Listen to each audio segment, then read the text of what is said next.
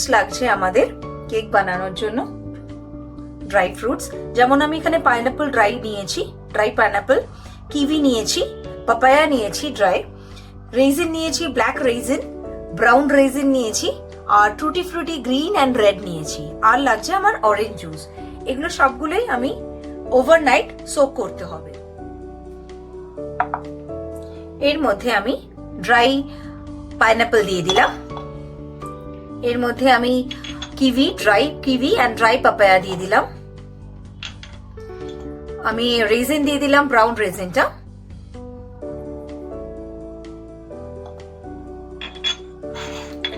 আর আমি দিয়ে দিচ্ছি ব্ল্যাক রেজিন দিয়ে দিচ্ছি,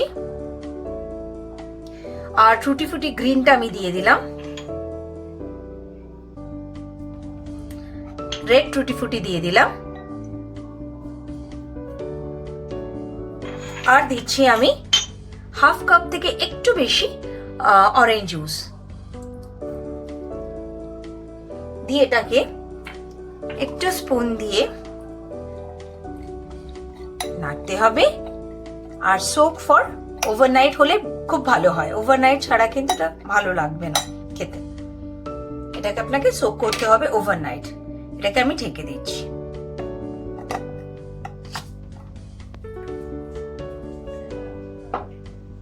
আমি যে ফ্রুটসটা ম্যারিনেট করে রেখেছিলাম অরেঞ্জ জুসের মধ্যে, এবার আমি এটার মধ্যে একটু হোয়াইট ওয়াইন, যদি হয় রেড ওয়াইন হলেও চলবে কিংবা রাম হলেও চলবে, আমি মিক্সড করব এর মধ্যে। এটাতে একটু ফ্লেভারটা খুব ভালো আসে।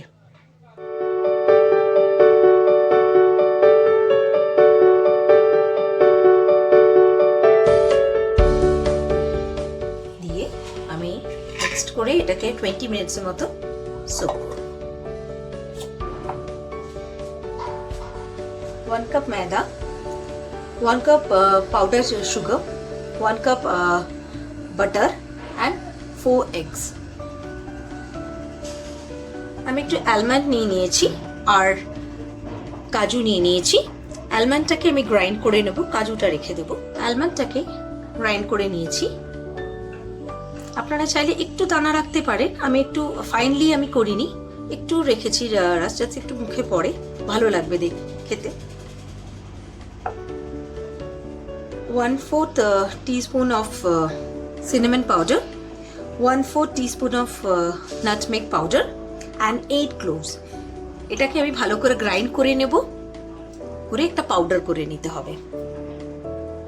নাটমেগ, ক্লোভস আর দারচিনিটাকে গ্রাইন্ড করে পাউডার ফর্ম করে নিয়েছি। আগে বাটারটা আমি দেব, এটা রুম টেম্পারেচারে রাখবে।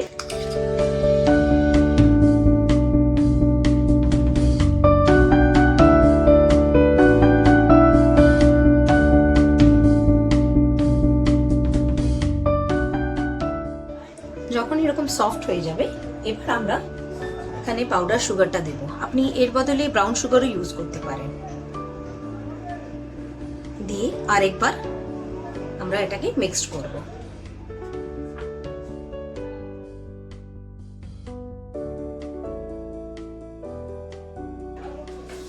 এবার ভালো করে আমি একটু এটা স্পুন দিয়ে,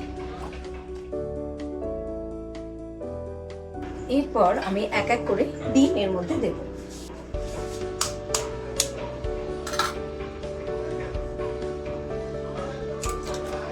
একটা ডিম দেব, আবার কিছুটা মিক্স করে নেব, তারপরে আবার এক এক করে ডিম দেব।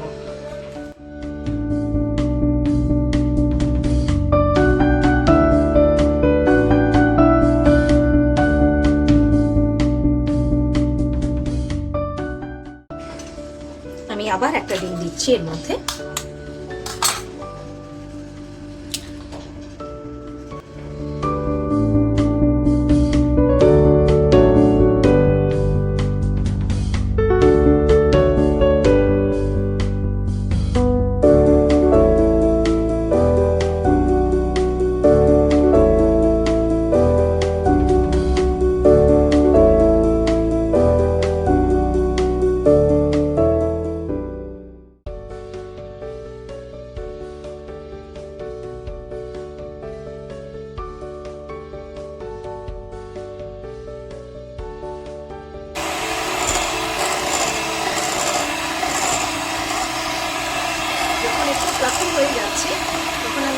বন্ধ করে লাস্ট একটা আমি দিয়ে দেব।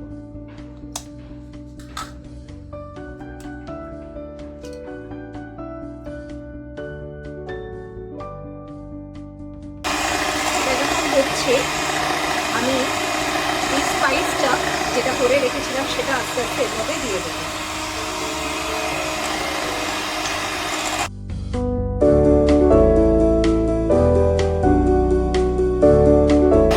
আর এই আলমন্ডটা যেটা আমি করে রেখেছিলাম এটা আমি দিয়ে দেবো।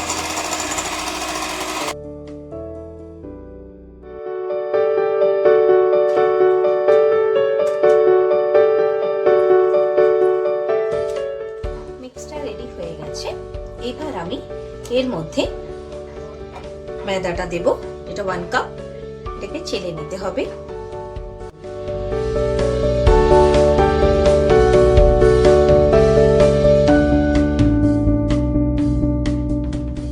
এবার আপনাকে স্লোলি এইভাবে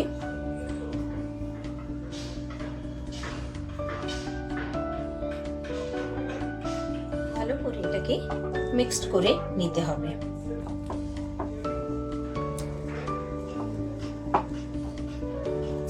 এবার ফোল্ড করে করে মিক্সড করবে।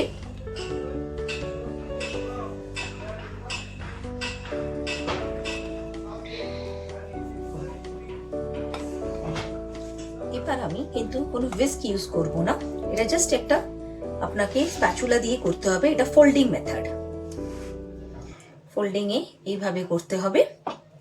এর মধ্যে আমি যেটা দিচ্ছি, আমার যে ড্রাই ফ্রুটসগুলো আমি সোক করে রেখেছিলাম, এটা এবার আমি এর মধ্যে দিয়ে দিচ্ছি।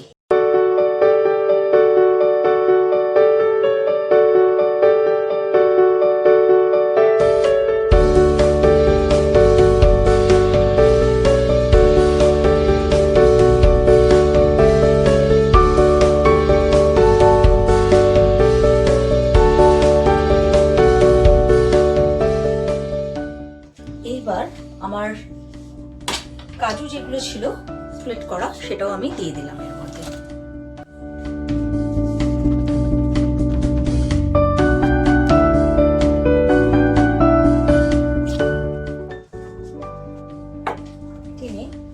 এবার আমি এখানে বাটারটা লাগাবো।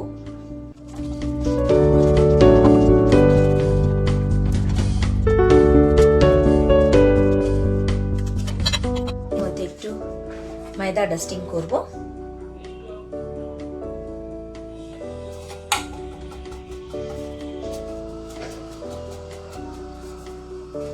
এবার ময়দা ডাস্টিং এর পর একটা বাটার পেপার নিব, নিয়ে ভালো করে এইভাবে চিনের চারিদিকটায় এইভাবে বসিয়ে দিতে হবে। দিয়ে এই জায়গাটা বাইরের পোর্শনটা ফোল্ড করে দিতে হবে।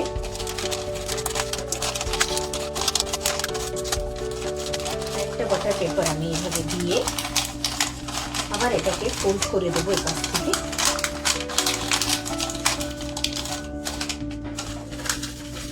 কিন্তু আমার বাটার পেপারটা স্কোয়ার, সেই জন্য আমি 2 পিসে কেটে নিয়েছি। কেটে নিয়ে এইভাবে আপনাকে ফোল্ড করে দিতে হবে। কিন্তু খেয়াল রাখবেন ভিতরের পোর্শনটা যেন কোনোভাবেই ছোট না হয়ে যায়, কেন পেপার তো অলওয়েজ দেখবেন যেহেতু এটা মোড়া থাকে না বাটার পেপার, তো সেই জন্য এটা উঠে আসার টেন্ডেন্সি থাকে। এটা এইভাবে আটকে দেবেন। যখন এটা কেকটা দেওয়া হবে এটা বসে যাবে, কিন্তু কর্নার্সগুলো একটু আঙুল দিয়ে চেপে চেপে দেবেন। এবার আমি এর মধ্যে একটু বাটার দিয়ে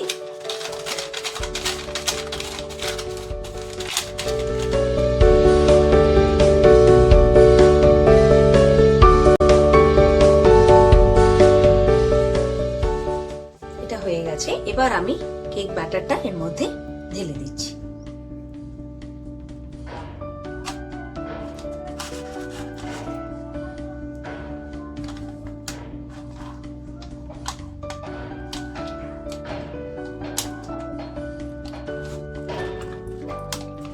আগে কর্নার গুলোকে একটু দিয়ে নেবেন, তাহলে আর এই বাটার পেপারটা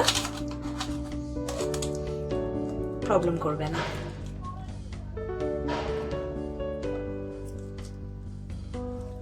সাইডটা চেষ্টা করবেন একটু ক্লিন করে দেওয়ার,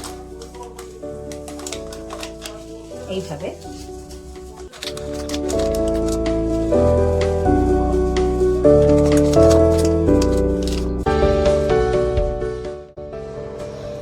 আমি কিছু অ্যালুমিনিয়াম ফয়েল আমি কেটে নিয়েছি।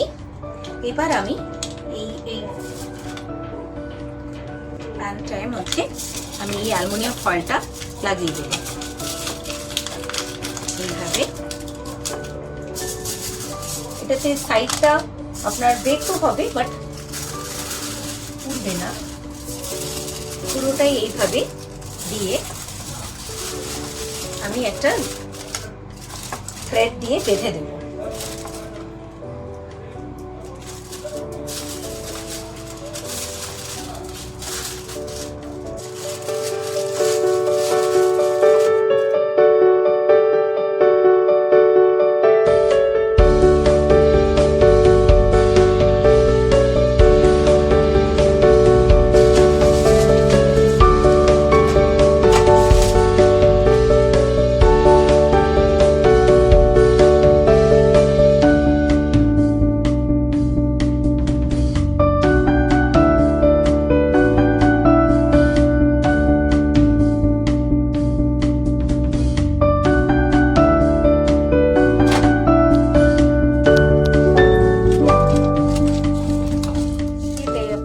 দেখবো যে আমার কেকটা হয়েছে কিনা।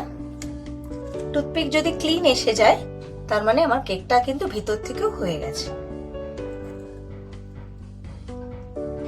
এটাকে কমপ্লিটলি ঠান্ডা হতে দিতে হবে।